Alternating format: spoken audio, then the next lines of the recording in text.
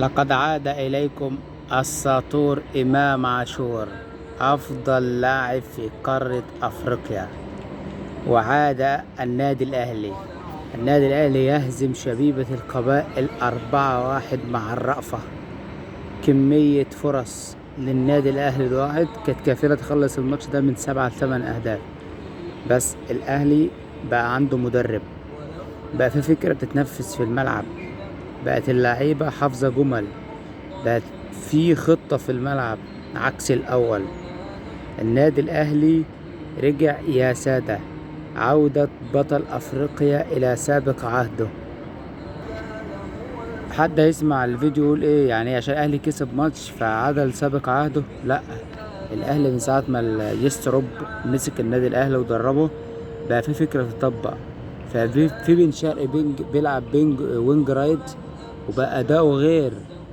بن شرقي لعيب كبير وكواليتي فارق عن اي لعيب في النادي الاهلي. تريزيجيه كان فايق جدا، ضيع فرص بس سجل هدفين وكان خطير على المرمى. زيزو مع انه كان مصاب بس كان له تحركاته وعرضياته خلاص. لا، الوقت في اي ماتش الاهلي زيزو يعرض، تريزيجيه يسجل، بقت ماركة مسجلة زي اردا جولر يعمل اسيست، امبابي يسجل.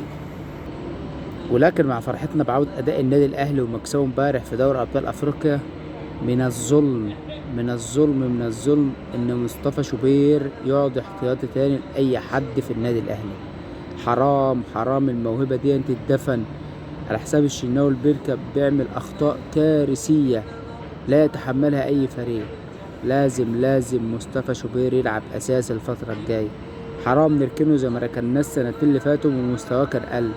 مستوى شوبير بقى في فورمة عالية دلوقتي، حرام تضيع الموهبة دي.